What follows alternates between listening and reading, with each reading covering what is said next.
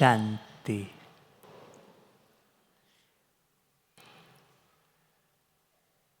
हम आप सबका ये अलौकिक जीवन है। लौकिक जीवन तो निमित्त मात्र पार्ट बजाने के लिए है, बाकी पूरे कल्प की कमाई के लिए ये अलौकिक जीवन है। ये अलौकिक जीवन ही सबसे ज़्यादा उमंग, उत्साह और खुशी देने वाला है।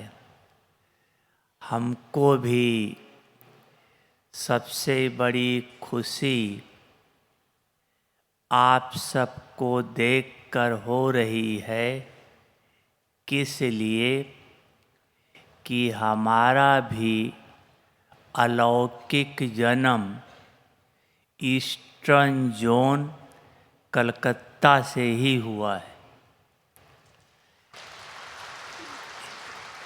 इसलिए आप हम सब अलौकिक जीवनधारी मीठे बाबा के बच्चे हैं। अलौकिक जीवन माना ही सदा उमंग, उत्साह। आप एक सेकंड चेक करके देखो, जैसे लौकिक भान में आते हैं खुशी कम हो जाती है, उमंग, उत्साह कम हो जाता है। लेकिन जैसे आप अलौकिक जीवन की स्मृति में आते हैं कि मेरे माँ बाप शिव बाबा और ब्रह्मा बाबा हैं, मैं इतना ऊंच माता पिता का बच्चा हूँ, तो अंग अंग उमंगों से भर जाता है। तो ब्राह्मण जीवन के लिए तो वैसे भी गायन है, अपरापत कोई वस्तु नहीं ब्राह्मणों के जीवन में या खजाने में। तो उमंग, उत्साह तो सदा है ही है, लेकिन नहीं रहता है। उसका कारण क्या है, वो आपको बताते हैं कि उमंग, उत्साह क्यों नहीं सदा रहता है। पहला कारण है मनसा वाचा कर्मणा, कहीं न कहीं श्रीमत या ईश्वरीय नियम मर्यादाओं का उल्लंघन। अगर ये हुआ तो उसी समय जिस पल होता है उसी पल ही, जैसे आज बाबा ने मुरली में कहा था गैस का गुब्बारा, तो जहाँ हम खुशी में उड़ रहे थे, ये उल्लंघन होते हुए एकदम पट पर आ जाएंगे, सारी खुशी सब गायब हो जाएगी। तो पहली बात है श्रीमत या ईश्वरीय नियम मर्यादाओं का उल्लंघन। दूसरी बात है खुशी या उमंग, उत्साह कम होने का कारण लव और ला का जीवन में बैलेंस नहीं रखते। या तो लौ में ज़्यादा चले जाते हैं या लाभफुल हो जाते हैं। अनबैलेंस होने से खुशी गायब। तीसरी बात है, शारीरिक कर्म भोग आता है तो खुशी गायब हो जाती है। चौथी बात है, पुराने संस्कार जब वार करते हैं तब उमंग उत्साह कम हो जाता है। और पांचवी बात है, जब इस जीवन में कोई चीज की कमी, चाहे स्थूल धन ही हो, कोई भी चीज की कमी महसूस होती है जो आवश्यक है, वो प्राप्त न होने के कारण उमंग उत्साह कम हो जाता है। अब ये पांचों चीजें बनी रहें, परिस्थिति तो आएगी। जिस दिन ब्राह्मण जन्म लिया, आपने परिस्थिति का आवाहन किया, वो तो आएगी।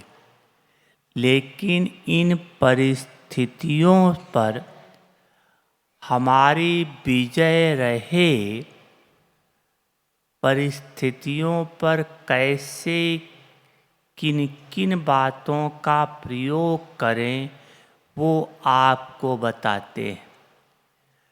पहली परिस्थिति है जो आपको बताया, ईश्वरीय नियम मर्यादाओं का उल्लंघन। मनसा वाचा कर्मणा संबंध संपर्क से अगर हुआ तो उमंग उत्साह गायब हो जाएगा। अब ये हमारा कायम रहे, कभी टूटे नहीं। इसकी विधि क्या है? पांडव क्या समझते हैं?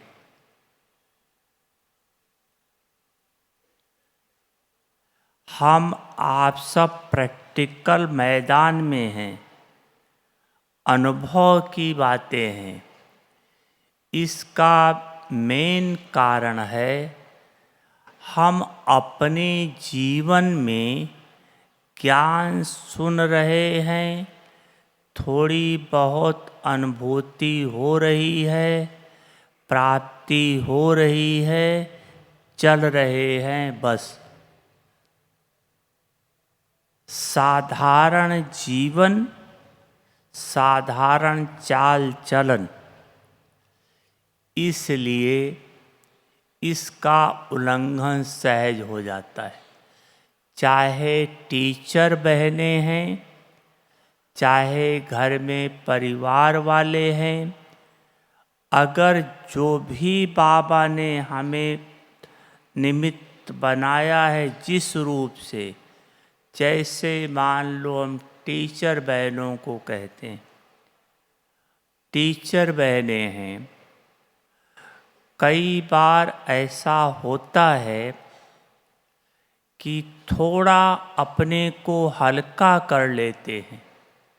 हम टीचर हैं, इस स्मृति और स्वरूप में नहीं रहते, और इस स्मृति स्वरूप में न रहने से हमारे मुख से कुछ हल्के हल्के शब्द निकल जाते,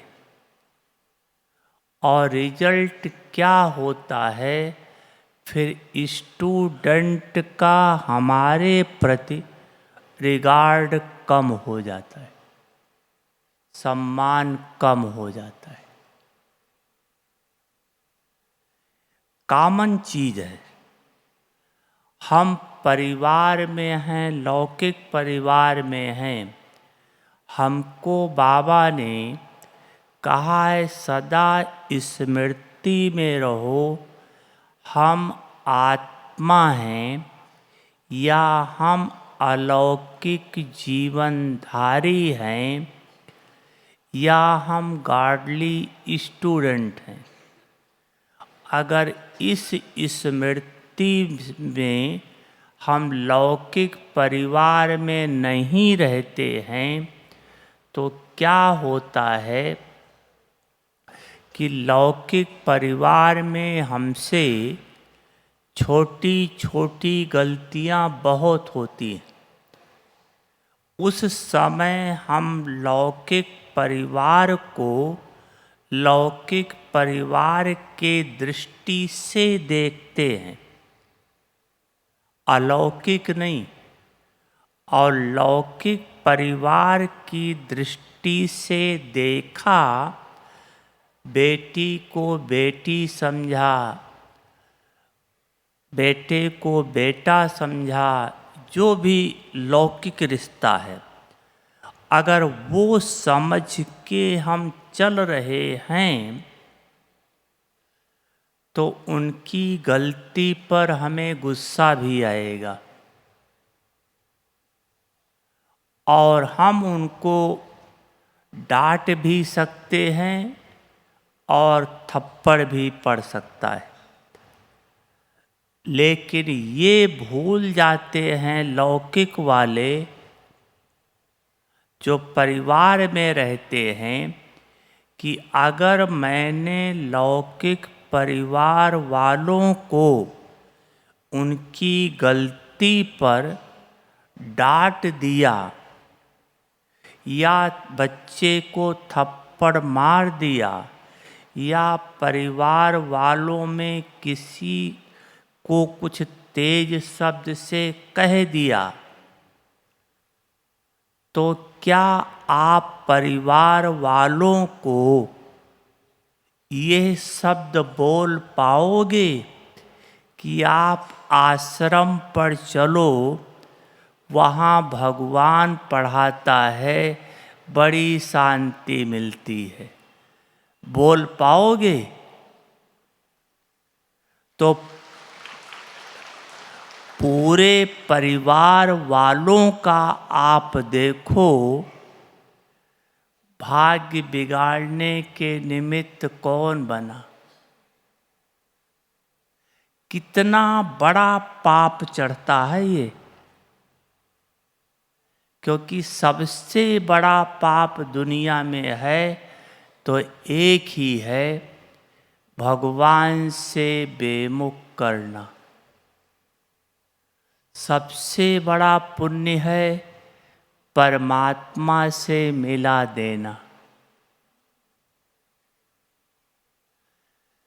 तो आप इस चीज को देखो कि हमारा कितना नुकसान वहाँ हुआ।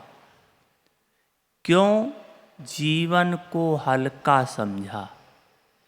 इसलिए चाहे किसी भी रूप से आप इस जीवन को हल्का नहीं समझो, अलौकिक जीवन है। तो ये अलौकिकता कायम रहे सदा, इसका आधार है प्रतिज्ञा। अपने आप से प्रतिज्ञा करो। अब प्रतिज्ञा भी 3 प्रकार की है। एक है प्रतिज्ञा, दूसरा है दृढ़ प्रतिज्ञा, तीसरा है अटल प्रतिज्ञा। प्रतिज्ञा, दृढ़ प्रतिज्ञा और अटल प्रतिज्ञा। हम आप इस ज्ञान मार्ग में चल रहे हैं। हर एक बाबा का बच्चा समय प्रमाण ये तीनों प्रकार की प्रतिज्ञाएं करता है समय प्रमाण। कब प्रतिज्ञा करता है, कब दृढ़ प्रतिज्ञा करता है, कब अटल प्रतिज्ञा करता है। प्रतिज्ञा तब करता है जब आप बाबा के बने, ज्ञान समझ में आया, ये समझ में आ गया ये रॉन्ग है, ये राइट है, यही करना चाहिए, इससे फायदा है, ये जब समझ में आ गया तब आत्मा प्रतिज्ञा करती है, बाबा अब मैं आपका हाथ नहीं छोड़ूंगी। समझदार बनने पर। फिर दृढ़ प्रतिज्ञा कब करती है? शक्तियां आत्मा दृढ़ प्रतिज्ञा कब करती है? दृढ़ प्रतिज्ञा करती है जब उसे कुछ अनुभूति होने लगती है, प्राप्ति होने लगती है, तब वो दृढ़ प्रतिज्ञा करती है। अनुभूति प्राप्तियां ये हमें दृढ़ प्रतिज्ञा की तरफ प्रेरित करती है कि दृढ़ प्रतिज्ञा अपने आप ही आता है अंदर से। बाबा कुछ भी हो जाए लेकिन अब हम आपका हाथ साथ नहीं छोड़ेंगे, हम आपके ही रहेंगे। फिर तीसरा है अटल प्रतिज्ञा। अटल प्रतिज्ञा आत्मा कब करती है?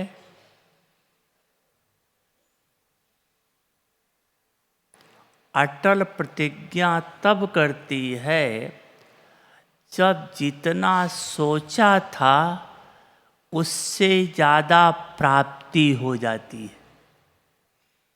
जितना भगवान से मांगा था उससे बहुत ज़्यादा मिल जाता है।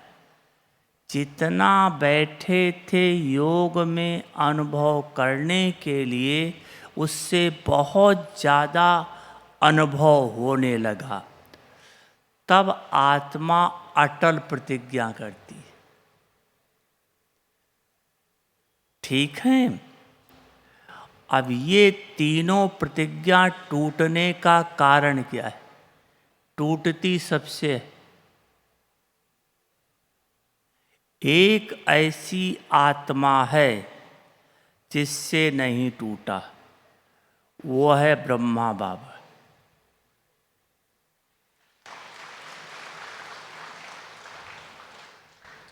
अटल।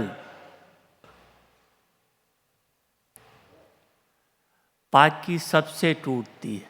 हाँ, किसी से एक बार टूटी फिर दोबारा नहीं हुई, किसी से कई बार टूटती है। तो प्रतिज्ञा कब टूटती है?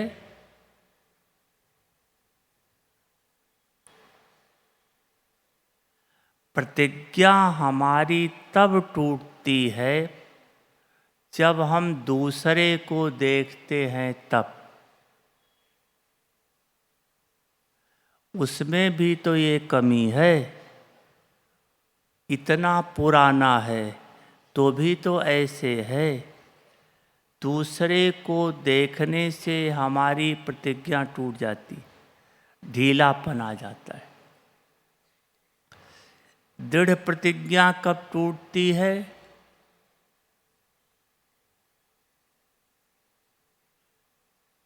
कब टूटती है?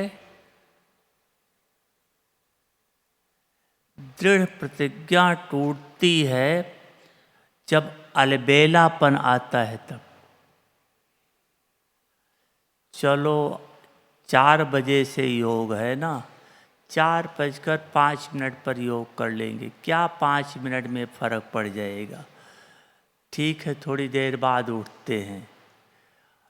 ये अलबेलापन, वहाँ दृढ़ प्रतिज्ञा टूटती है। रोज़ तो क्लास में जाते हैं, एक दिन क्लास में ना गए तो क्या फ़र्क पड़ जाएगा, मुरली तो मोबाइल से सुन लेंगे या फ़ोन करके सुन लेंगे, नहीं क्लास में गए तो क्या फ़र्क पड़ जाता है।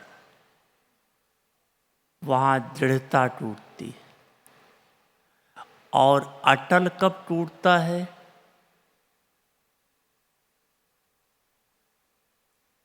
अटल प्रतिज्ञा कब टूटती है?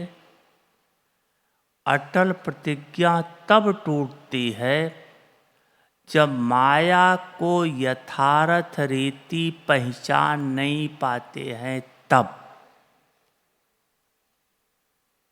माया सोने का मृग बन जाती, सोना है नहीं, जैसे दिखाते हैं। सीता ने पहचान नहीं पाया ना,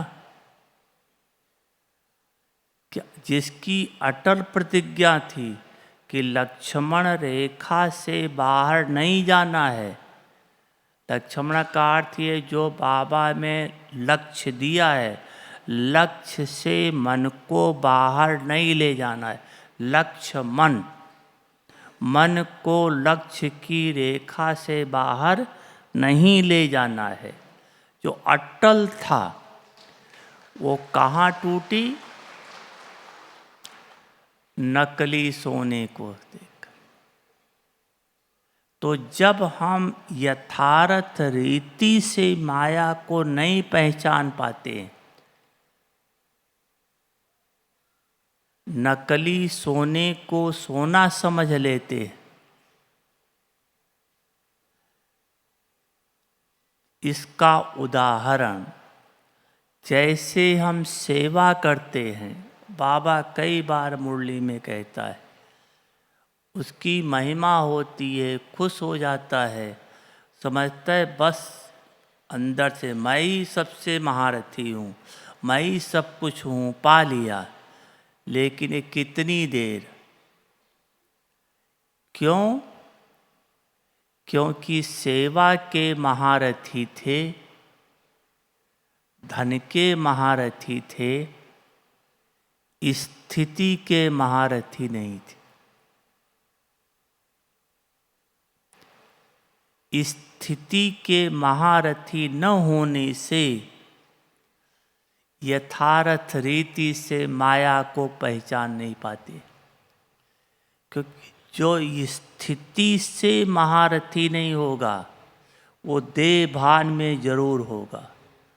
जो देह भान में होगा वो तो माया के बस हो ही जाएगा, माया को यथार्थ पहचान ही नहीं पाएगा। अब ये तीनों प्रतिज्ञाएं कायम रहें, इसकी विधि क्या है? तीनों प्रतिज्ञाएं कायम रहें, आपका प्रतिज्ञा कायम रहे, टूटे नहीं, इसकी विधि कायम रहे प्रतिज्ञा।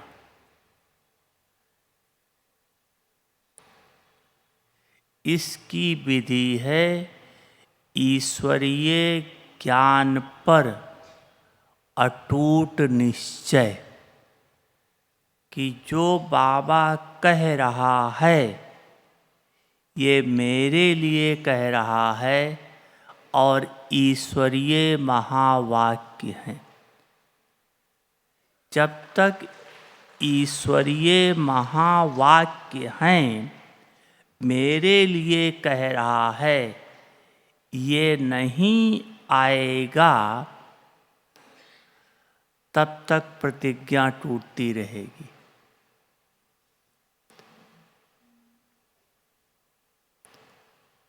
दृढ़ प्रतिज्ञा ना टूटे उसके लिए कहा गया है, धरत पड़िए धर्म न छोड़िए। धरत पड़िए धर्म न छोड़िए। और तीसरा है अटल प्रतिज्ञा। उसके लिए बाबा ने बहुत सुंदर शब्द दे रखा है, हर श्वास अंतिम श्वास है, हर घड़ी अंतिम घड़ी है, जो अपनी मीठी मम्मा के शब्द थे।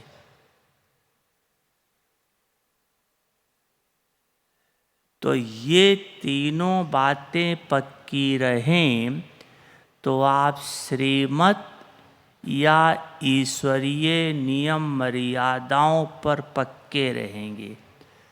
अगर इस पे रह गए तो जीवन तो उमंगों से भरा रहेगा, उड़ते रहेंगे। दूसरी बात है लव और ला का बैलेंस। अगर इस ब्राह्मण जीवन में लव और ला का बैलेंस नहीं है, या अति लव या अति ला, अगर अति लव में चले गए तो या मोह उत्पन्न होगा या वो अच्छा लगने लगेगा। अति लव में चले गए तो या मोह या अच्छा, चाहे साधन, चाहे व्यक्ति, चाहे वैभव। और ला पे गए सिर्फ ला पर तो देह अभिमान आएगा सिर्फ ला पर, और देह अभिमान आया है उसकी निशानी है क्या होता है, अपमान और अभिमान। उसको अपनी बात का उस जैसा किसी ने नहीं किया तो अभिमान फील होता है, मेरा अपमान किया है, इंसल्ट की है, मैं इतना करता हूँ, इतने बड़े हूँ, इतना ओहदे वाला हूँ, और मेरे साथ ऐसा व्यवहार। वो अपने को इंसल्ट फील करता, अपमान।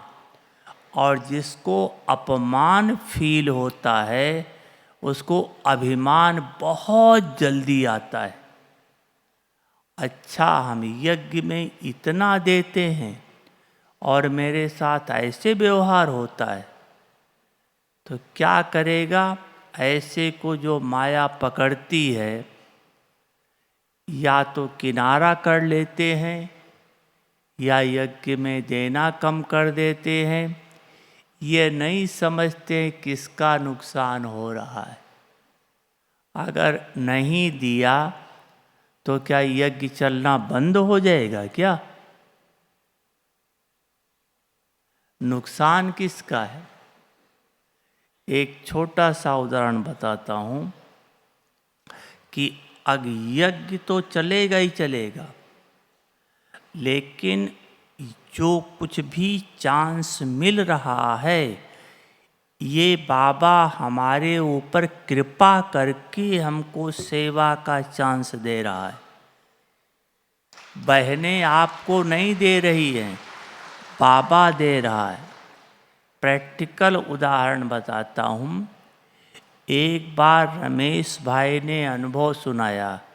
रमेश शाह जो शरीर छोड़ दिया है, उन्होंने अनुभव सुनाया कि माउंट आबू में आए हुए थे रमेश भाई, और किसी ने बाबा को कुछ छोटा सा लेटर लिखा था और पूछा था उस पर सजेशन, बाबा इसका क्या समाधान है।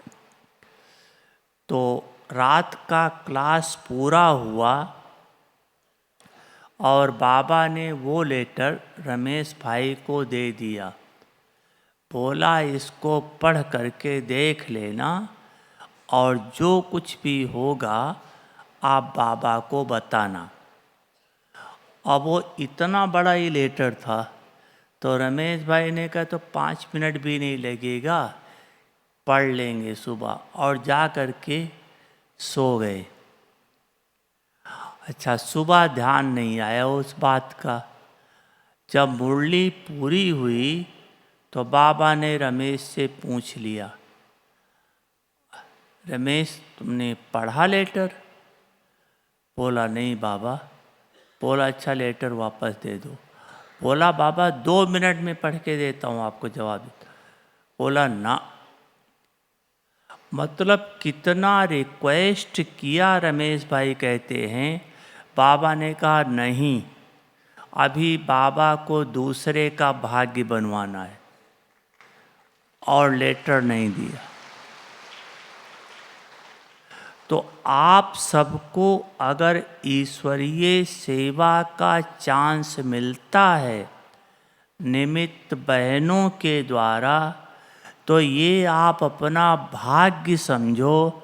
वाह मेरा भाग्य कि मीठा बाबा आपने मुझको इसके लायक समझा। बाबा का शुक्रिया करो, दिल से सेवा करो।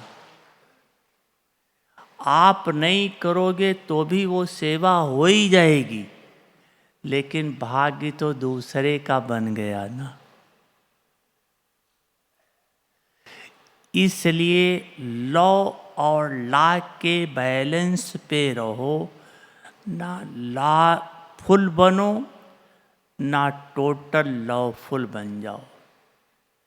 ला और लॉ का बैलेंस सदा बना रहे, इसकी विधि है हर आत्मा के प्रति, देह नहीं, हर आत्मा के प्रति सदा शुभ भावना,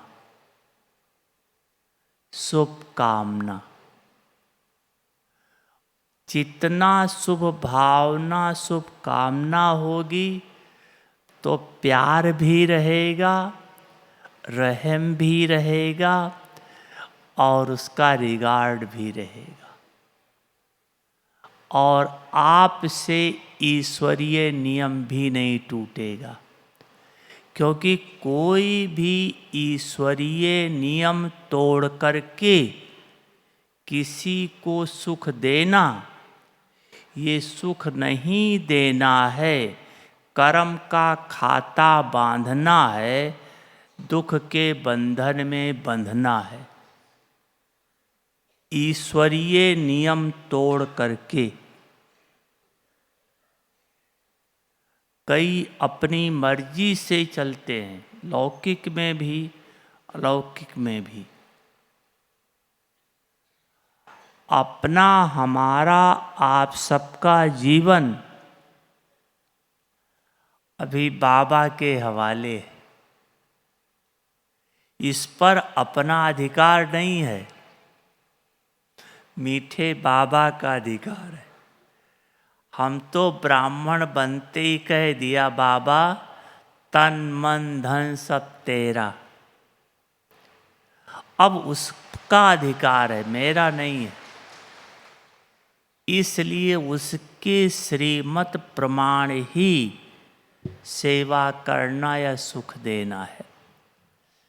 तीसरी बात है शारीरिक कर्म भोग। जब शारीरिक कर्म भोग आता है, हर एक अनुभवी है कि औरों से तो निपट सकते हैं, लेकिन शारीरिक कर्म भोग के आगे झुकना पड़ता है। इस शारीरिक कर्म भोग में उमंग उत्साह रहे, इसकी बहुत सुंदर विधि बताई। क्योंकि ब्राह्मण जीवन में कर्म भोग तो आना ही आना है, क्योंकि सबसे ज़्यादा जन्म हम आप आत्माओं ने लिया है। सबसे ज़्यादा हिसाब किताब हमारा आप सबका है। तो हिसाब किताब सबसे ज़्यादा आएगा भी इसी के पास। इसीलिए बीके ज़्यादा बीमार पड़ते। कई कहते हैं बीके क्यों बीमार पड़ते हैं इतना ज़्यादा, क्योंकि इनके पास हिसाब किताब बहुत ज़्यादा है। द्वापर युग में सबसे पहले गिरने वाले में हम ही आप सब हैं। तो जब गिरे हम ही हैं तो पाप किसने किया होगा? हमने ही शुरू किया है। और सिर्फ हमने ही नहीं किया, हमको देखकर जो दूसरी आत्माएं आई थी वो भी फॉलो करती गई, तो उसका भी तो कुछ शेयर मिला।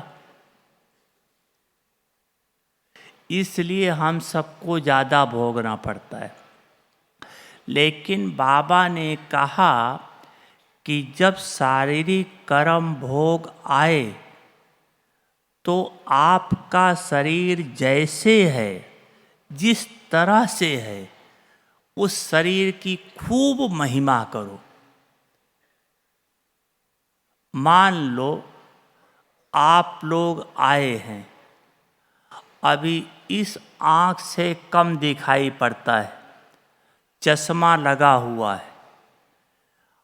अब आप देखो कि इस चश्मे वाली आँख का भाग्य देखो। जब आपके आँख में चश्मा नहीं लगा था तब तो आपको बाबा मिला नहीं था, और तब आप इस आँख से क्या देखते थे? कीचड़ पट्टी ना।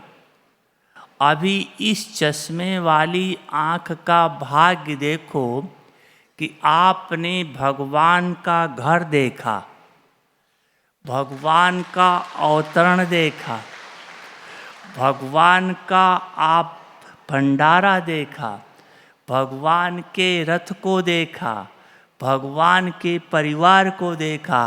वाह चश्मे वाली आँख, वाह कितना भाग्यशाली।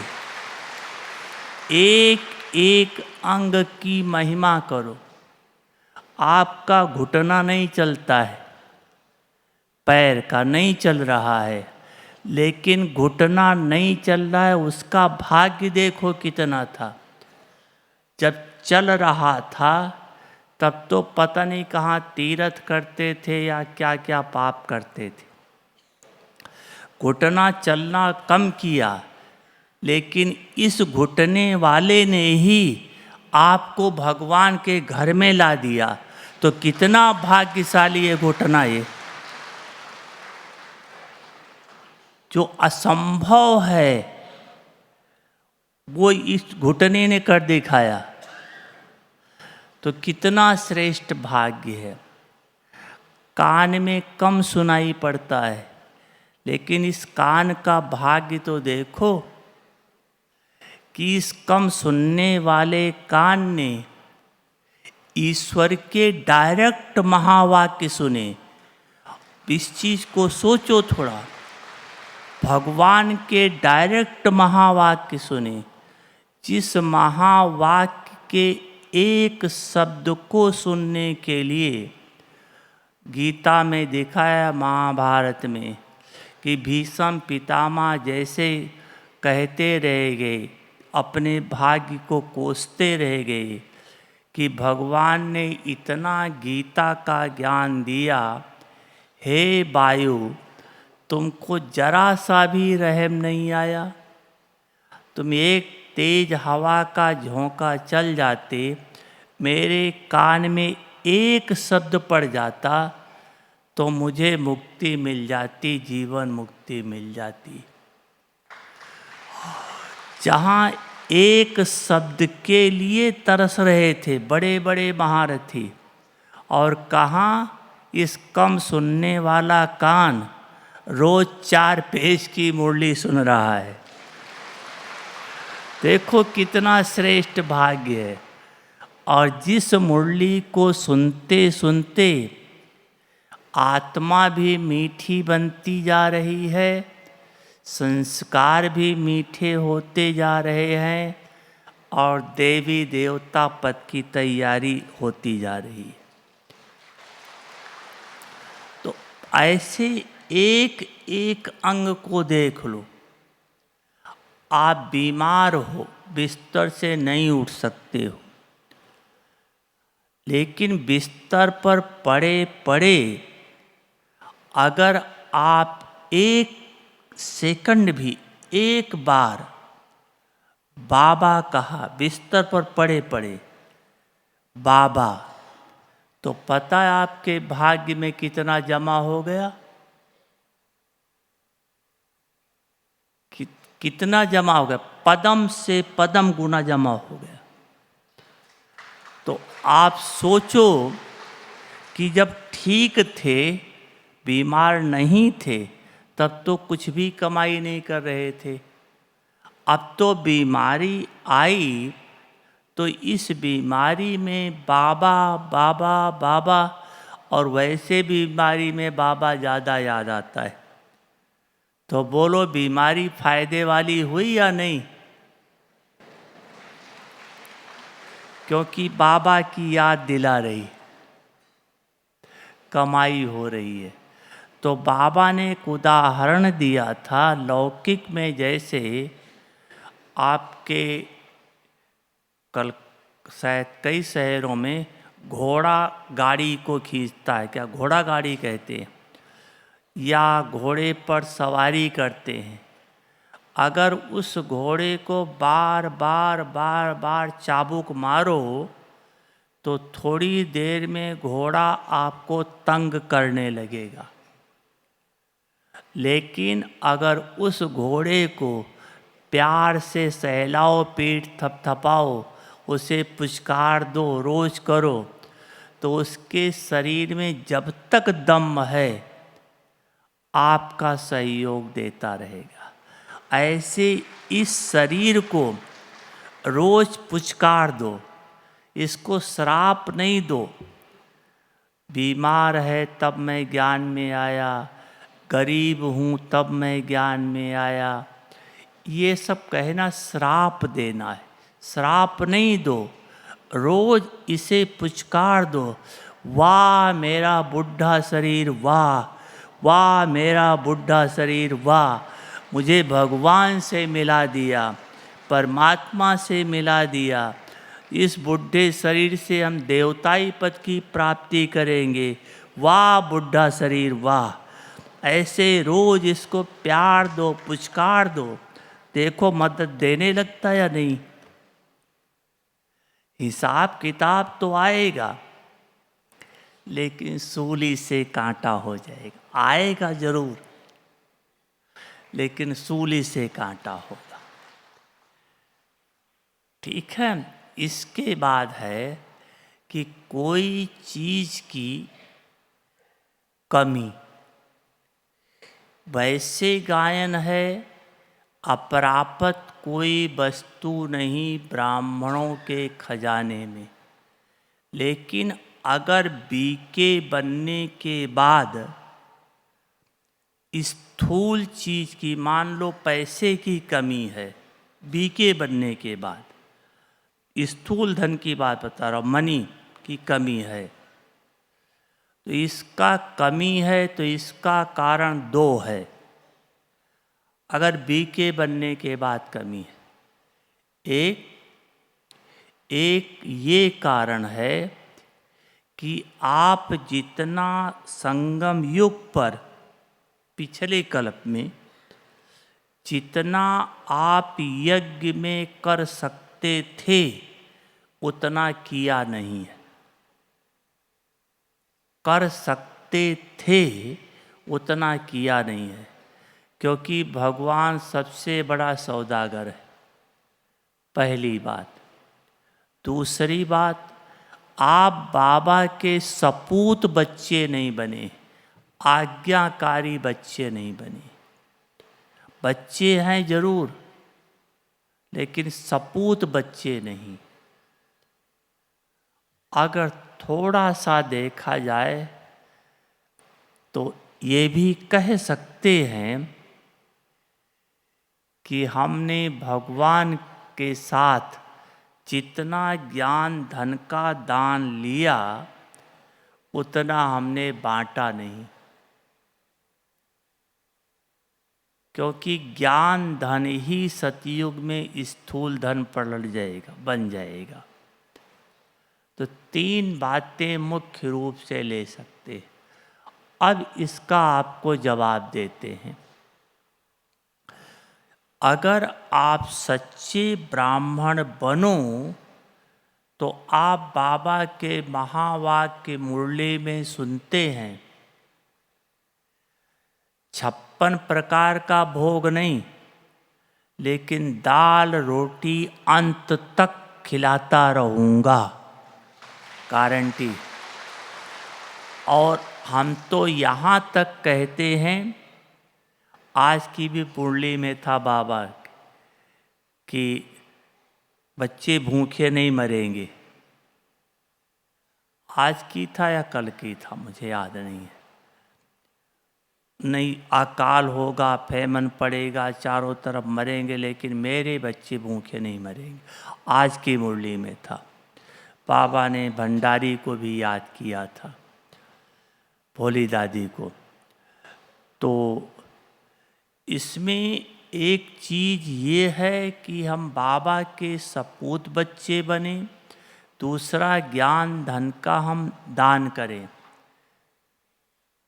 और तीसरा जो आपको बताए जितना कर सकते हैं उतना करें। और मेरा अनुभव ऐसा है कि दुनिया तो भूखा मरेगी, भूखा मरेगी, लेकिन बाबा अपने बच्चों को खिला खिला करके मारेगा। क्या अनुभव कहता है? बोलो, क्या अनुभव कह रहा है? कोई बाबा के बच्चों को कमी है? कोई नहीं है। दुनिया कुछ भी हो, लेकिन बाबा अपने बच्चों को खिलाता रहेगा। आज भी बाबा ने कहा कि देखते हैं जब खाना नहीं है, बच्चा को खाने के लिए नहीं मिला तो बाप खा ही नहीं सकता है। तो हमारे भूखा मरने से पहले तो शिव बाबा भूखा मरेगा, और शिव बाबा तो भूखा मरता ही नहीं है। क्यों? क्योंकि पूरा संसार उसे भोग लगाता है। जब पूरा संसार भोग लगाएगा तो बाबा किसको पहले भोग लगाएगा? अपने बच्चों को। इसलिए कोई प्रश्न ही नहीं है भूखा होने का।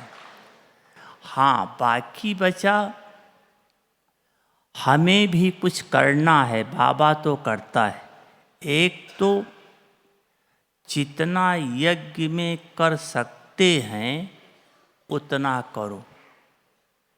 हमारे पास पैसे की कमी आई है, ये किसी कर्मों का हिसाब किताब है। किसी जन्म का कहीं किसी कर्मों का हिसाब किताब है। इसको हमें ख़त्म करना है।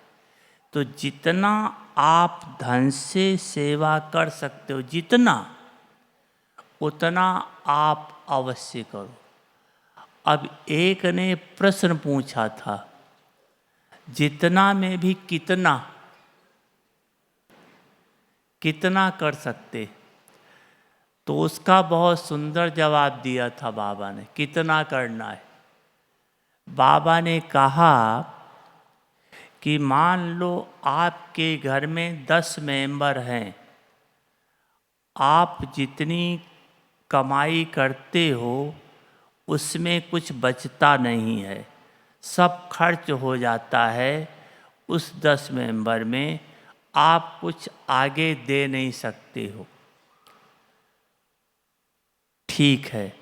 तब बाबा ने कहा, अच्छा ये बताओ कि अगर आपके घर में 10 के बजाय 11वां जन्म ले ले तो आप पालोगे या मार डालोगे?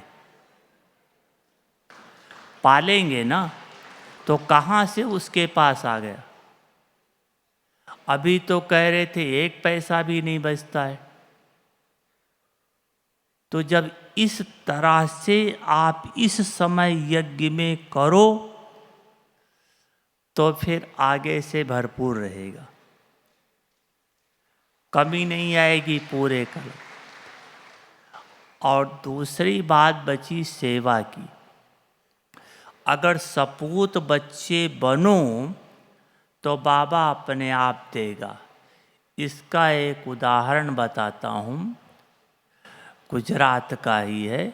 एक बहन थी, उसका नाम था छुग्गी दादी, नडियाद में रहती थी। तो एक बार वो बाबा के अव्यक्त होने के बाद की बात है, उस सेंटर छोटा था, तो उसके मन में संकल्प आया एक मेला करें तो स्टूडेंट बढ़ जाएंगे। वो प्रकाश मणि दादी को आकर के बोला, दादी मेरा विचार है मेला करें, तो आप छुट्टी दो। दादी ने पूछा कितना है आपके पास? बोला 10,000। बोला मुट्ठी 10,000 में मेला होगा क्या? उस समय के अनुसार कम से कम 40,000 तक चाहिए था। तो दादी ने कहा थोड़ी और आ जाने दो फिर करना।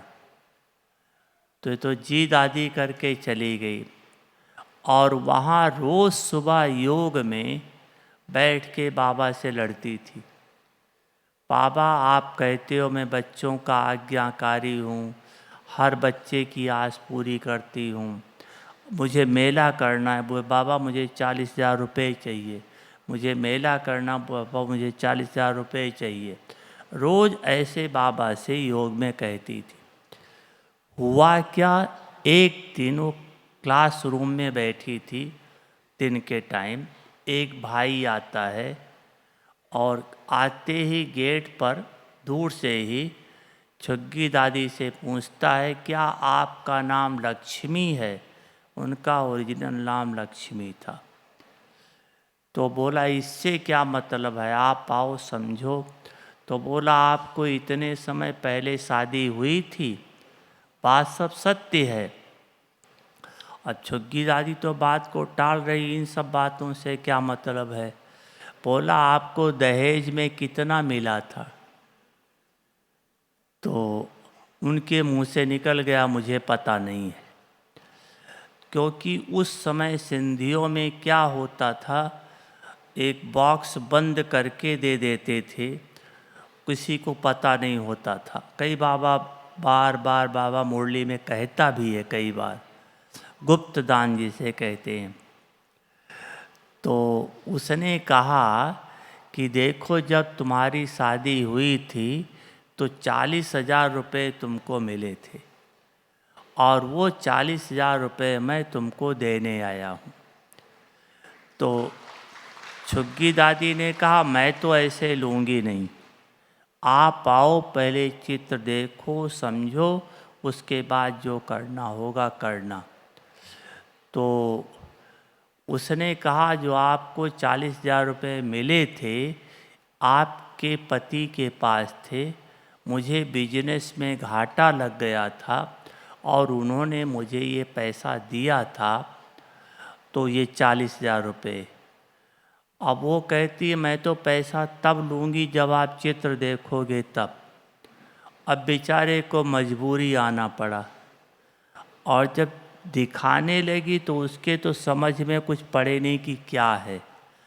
और जैसे बाबा का चित्र सामने आया, उस समय तो छोटे छोटे चित्र होते थे, और बाबा का चित्र देख करके थोड़ी दूर भाग गया। बोला ये बुढ़ा कौन है, बुढ़ा कौन है, बुढ़ा कौन है? बोला मैं यही तो बता रही हूँ। बोला इस बुढ़े ने मेरी नींद फिटा रखी है, कहता जाओ 40,000 रुपया दे के आओ, बच्ची को मेला करना है, बच्ची को मेला करना है। ये है बाबा की कमाल। सपूत बच्चा बन के बैठो, बाबा सब कुछ अपने आप देगा। ठीक है, 7 बजे। ओम शांति।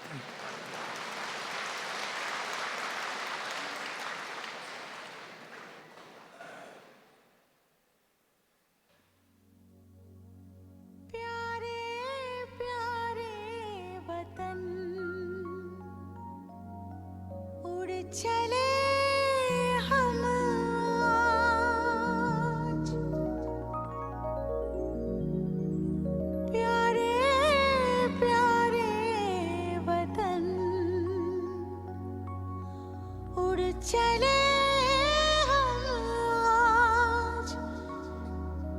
मेरे बाबा के पास, शिव बाबा के पास, मेरे बाबा के पास, शिव बाबा के पास।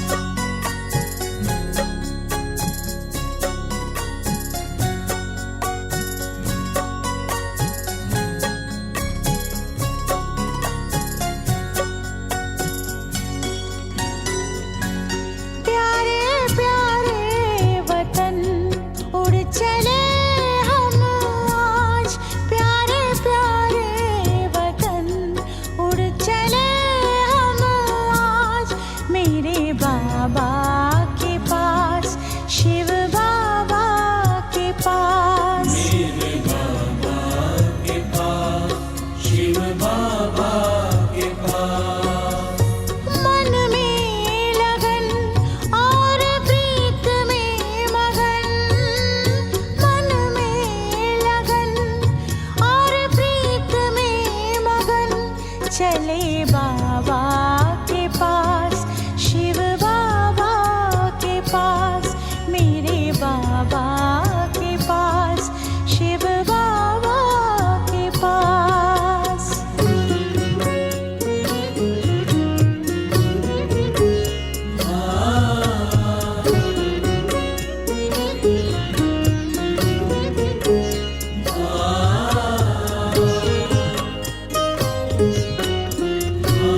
आ